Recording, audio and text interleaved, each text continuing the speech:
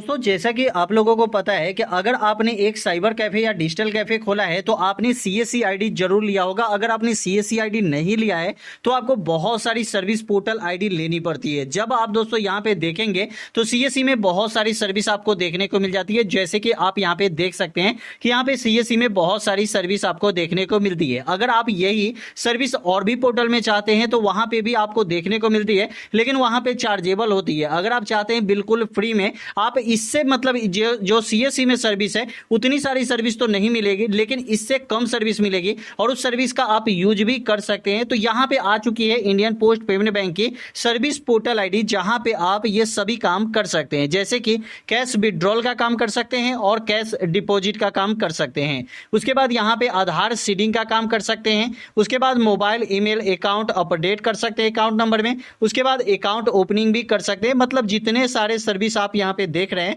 वो इंश्योरेंस का सर्विस हो सके, चाहे एक्सीडेंटल कवर इंश्योरेंस हो सके, वह प्रधानमंत्री जीवन ज्योति बीमा योजना हो सके, डिजिटल लाइफ सर्टिफिकेट हो सके, मतलब ये बहुत सारे सर्विस जो आप यहाँ पे देख रहे हैं वो सभी सर्विस अब आपको भी आपके बिजनेस क्रॉसपॉन्डेड आईडी में मिलेगी। क्योंकि बिजनेस क्रॉसपॉन्डेड आईडी अब इंडियन पोस्ट पेमेंट बैंक की बहुत सारे, जैसे कि अगर आप यहाँ पे देखेंगे कि कौन कौन से इंडिविजुअल पर्सन को ये आईडी मिल रही है, तो यहाँ पे दोस्तों आप यहाँ पे देखेंगे तो यहाँ पे आपको इंडिविजुअल पर्सन में, जैसे कि अगर आप बैंक एम्प्लॉय हैं तो आपको ये आईडी मिल जाएगी। इसके बाद उसके यहाँ पे रिटायर्ड टीचर है तो भी आपको ये आईडी मिल जाएगी।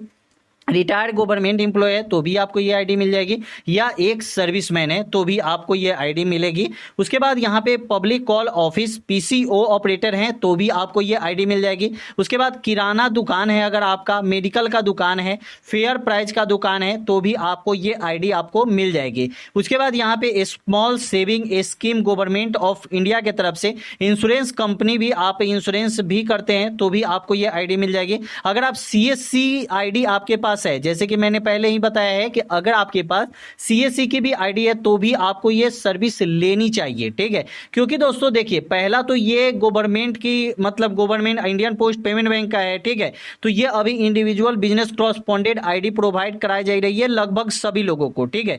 जो इंडिविजुअल बिजनेस क्रॉसपॉन्डेड आईडी, मतलब बीसी आईडी आपने सुना ही होगा कि बीसी आईडी, ठीक है, मतलब इंडियन पोस्ट पेमेंट बैंक की बीसी आईडी, तो वही आईडी है यहाँ पे, ठीक है। यहाँ पे दोस्तों देखेंगे तो इन सभी के लिए तो राइट यहां पे किया गया है सभी के लिए। तो दोस्तों यहां पे दिया गया है कि इसके लिए आपको एक फॉर्म भरना होगा। तो यहां पे देख सकते हैं कि click here to download application form, ठीक है। जब यहाँ पे दोस्तों फॉर्म आप यहाँ पे देखेंगे तो फॉर्म आपके सामने ऐसा ओपन हो जाएगा, ठीक है। जब यहाँ पे फॉर्म ओपन होगा तो आपको यहाँ पे कैपिटल लेटर में ये फॉर्म भरना होगा, मतलब बड़े अक्षर में। देखिए यहाँ पे पहले ही दे दिया गया है कि बड़े अक्षर में आपको ये फॉर्म को भरना है, ठीक है। तो यहाँ पे दोस्तों अगर आप देखेंगे तो अगर आप यहाँ पे न्यू आईडी ले रहे हैं, न्यू बिजनेस क्रॉसपॉन्डेड आईडी ले रहे हैं, तो यहाँ पे न्यू पे आप क्लिक करेंगे, ठीक है। अगर आपने पहले से आईडी ले रखा है जैसे कि इंडियन पोस्ट पेमेंट बैंक का, तो आप यहाँ पे एग्जिस्टिंग पे क्लिक करेंगे, क्योंकि अभी तो हम यहाँ पे नए के लिए ही बना रहे हैं। क्योंकि अगर आप नई आईडी लेना चाहते हैं तो यहाँ पे न्यू पे आपको क्लिक करना होगा, ठीक है। उसके बाद यहाँ पे देख सकते हैं बिजनेस क्रॉसपॉन्डेड यहाँ पे दिया गया है, तो आपको अपना नाम यहाँ पे पूरा देना होगा। उसके बाद यहाँ पे अपना मोबाइल नंबर देना होगा। यहाँ पे आपको अपना एड्रेस पूरा दे देना होगा, डिस्ट्रिक्ट अपना दे देंगे, स्टेट अपना दे देंगे, पिन कोड नंबर आपका दे देंगे। उसके बाद अल्टरनेटिव मोबाइल नंबर, कोई भी एक एक्स्ट्रा मोबाइल नंबर भी आप यहाँ पे दे सकते हैं, ठीक है। उसके बाद दोस्तों जब नीचे आएंगे तो यहाँ पे आपसे पेन नंबर आपसे पूछा जाता है, क्योंकि दोस्तों आपको पता है कोई भी फाइनेंशियल वर्क आप करेंगे तो उसमें आपका पेन नंबर जरूर पूछा जाएगा। तो आपको यहाँ पे पेन नंबर भी आपको देना है। अगर आप यहाँ पे पेन नंबर देंगे तभी आप यहाँ पे फॉर्म को भर सकते हैं, अगर नहीं देंगे तो यहाँ पे 60 फॉर्म शायद भरना होगा, ठीक है। उसके बाद यहाँ पे देख सकते हैं कि यहाँ पे ईमेल आईडी आपको देना होगा, ठीक है। लैंगिट्यूड लैटिट्यूड, यहाँ पे दोस्तों बहुत सारे लोगों को दिक्कत होता है कि लैंगिट्यूड लैटिट्यूड कहाँ से भरे, तो यहाँ पे आप गूगल पे जाएंगे और यहाँ पे आप सर्च करेंगे लैंगिट्यूड, LANGI, ठीक है। जैसे ही आप यहाँ पे सर्च करेंगे लैंगिट्यूड लैटिट्यूड, तो आप यहाँ पे देख सकते हैं लैंगिट्यूड लैटिट्यूड आ चुका है, ठीक है। फर्स्ट में यहाँ पे आपको लैंगिट्यूड लैटिट्यूड आपको फाइंडर ऑन मैप यहाँ पे आपको क्लिक कर देना है। जब दोस्तों यहाँ पे क्लिक करना है तो जिस लोकेशन पे आप अपना शॉप खोलना चाहते हैं, अपना दुकान खोलना चाहते हैं, चाहे पहले से आपने खोल रखा है, तो वहाँ का पूरा एड्रेस आप यहाँ पे दे देंगे, ठीक है। उसके बाद यहाँ पे फाइंड पे क्लिक करेंगे, आपके सामने लैंगिट्यूड आ जाएगा, यहाँ पे आपका लैटिट्यूड आ जाएगा। ठीक है, मतलब कि जहाँ भी आपने खोला होगा, दुकान शॉप खोला होगा, वहाँ का आपको दे देना है। उसके बाद यहाँ पे लैंगिट्यूड लैटिट्यूड देने के बाद पापा का आपको नाम दे देना है, जो भी आपके पापा का नाम है। ठीक है, उसके बाद मम्मी का नाम दे देना है। उसके बाद डेट ऑफ बर्थ देना है, यहाँ पे जेंडर देना है, नेशनलिटी में आपको इंडियन ही डालना है। ठीक है, उसके बाद यहाँ पे प्रूफ ऑफ आईडी, मतलब आपको एक आईडी प्रूफ भी चाहिए, जैसे कि आपका फोटो उसमें होना चाहिए। अगर आपका फोटो रहेगा तभी आप यहाँ पे आईडी ले सकते हैं। उसके बाद यहाँ पे आपका एड्रेस प्रूफ के लिए भी आपको यहाँ पे एक आइडेंटिटी कार्ड ही चाहिए। ठीक है, जैसे कि इसमें आप पासपोर्ट भी दे सकते हैं, उसके बाद यहाँ पे ड्राइविंग लाइसेंस भी दे सकते हैं, इलेक्शन वोटर आईडी कार्ड भी दे सकते हैं, पैन कार्ड भी दे सकते हैं, आधार कार्ड भी दे सकते हैं, आधार कार्ड भी दे सकते हैं, या जॉब कार्ड इशू नरेगा से जो होता है वो भी आप यहाँ पे दे सकते हैं। उसके बाद यहाँ पे ब्रांच नेम आपको देना होगा, जैसे कि बैंक डिटेल्स आपको देना होगा, जैसे कि आप कहीं भी आईडी लेंगे, ठीक है, तो बैंक डिटेल्स देना पड़ता है, क्योंकि कमीशन आपको कहाँ मिलेगा, सब चीजों के लिए बैंक डिटेल्स आपको देना पड़ता है। ठीक है, तो यहाँ पे बैंक का नाम, आईएफएससी कोड, उसके बाद यहाँ पे अकाउंट नंबर देंगे। अकाउंट टाइम में सेविंग और करेंट अकाउंट जो भी है आपका है वो दे सकते हैं। उसके बाद अकाउंट नंबर दे देना है।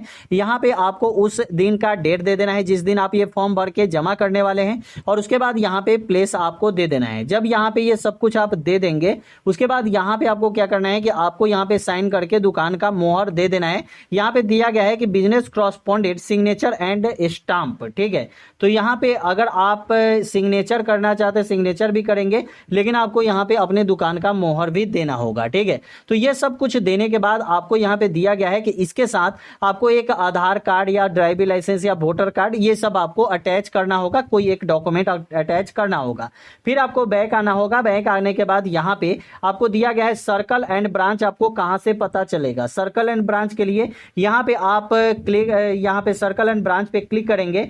जैसे ही दोस्तों क्लिक करते हैं तो यहाँ पे थोड़ा देर वेट करके आप यहाँ पे देख सकते हैं कि Indian post payment bank outlet यहाँ पे आ चुका है बाय बीसी। ठीक है, अब यहाँ पे टोटल जो बैंकिंग आउटलेट बनाए गए हैं वो है 649। ठीक है, अब दोस्तों 649 बनाए गए हैं, तो आपके डिस्ट्रिक्ट में कितने हैं ये आपको जानना जरूरी है। अब मान के चलिए कि हमारे स्टेट, जो हमारा स्टेट है वो बिहार है या झारखंड है, तो जो भी स्टेट आपका है वो स्टेट आप यहाँ पे सेलेक्ट करेंगे।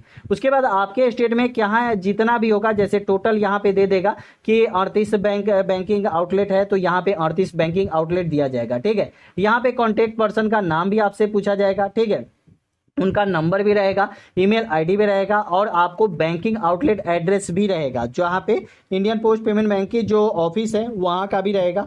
सर्कल भी यहाँ पे दे दिया जाएगा, ब्रांच भी दे दिया जाएगा, जाके आप यहाँ पे जमा भी कर सकते हैं या मेल भी कर सकते हैं। ठीक है, तो यहाँ पे आपको सब कुछ दे दिया गया है। तो आप अगर इस फॉर्म को भरना चाहते हैं तो हर एक डिस्ट्रिक्ट में आप यहाँ पे देख सकते हैं, हर एक डिस्ट्रिक्ट में ब्रांच बनाए गए हैं जहाँ से आप इंडियन पोस्ट पेमेंट बैंक की आईडी ले सकते हैं।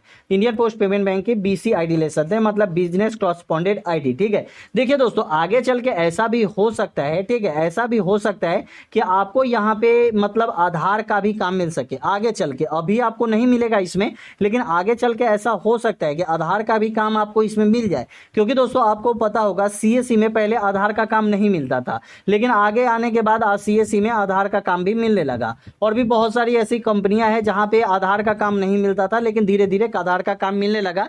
तो यहां भी हो सकता है कि आगे चल के मिले या ना मिले, ऐसा कोई ये नहीं है, लेकिन हो सकता है। ठीक है, क्योंकि अभी इंडियन पोस्ट पेमेंट बैंक में, चाहे पोस्ट ऑफिस में, अभी आधार का काम हो रहा है। जैसे कि आप देख सकते हैं कि यहाँ पे डूर स्टेप बैंकिंग में यहाँ पे आधार कार्ड छोटे बच्चे का भी बनवा सकते हैं। तो 5 साल से कम के छोटे बच्चे जो होंगे उनका आधार कार्ड आप बनवा सकते हैं। आधार कार्ड में मोबाइल नंबर लिंक कर सकते हैं किसी का भी। ठीक है, तो कोई भी कस्टमर का, तो इतना भी अगर काम मिल जाता है तो बहुत है, क्योंकि लगभग सबसे ज्यादा छोटे बच्चे का आधार कार्ड ही बनता है और आधार कार्ड में मोबाइल नंबर ही लिंक होता है। ठीक है, तो दोस्तों आगे चल के ऐसा हो सकता है कि आपको ये काम भी मिल जाए। तो इसके लिए मैंने बताया कि आप अगर आधार सेंटर भी खोलना चाहते हैं तो खोल सकते हैं यहाँ से। ठीक है, लेकिन अभी आपको आधार सेंटर नहीं मिलेगा। अभी फिलहाल में कुछ आपको बहुत कम ही सर्विस देखने को मिलेगी, लेकिन धीरे धीरे वो सर्विस आपकी बढ़ती रहती है। ठीक है, तो कैसी लगी वीडियो कमेंट में जरूर बताइएगा। वीडियो अच्छा लगा तो चैनल को सब्सक्राइब कीजिएगा। फिर मिलते हैं अगले वीडियो में।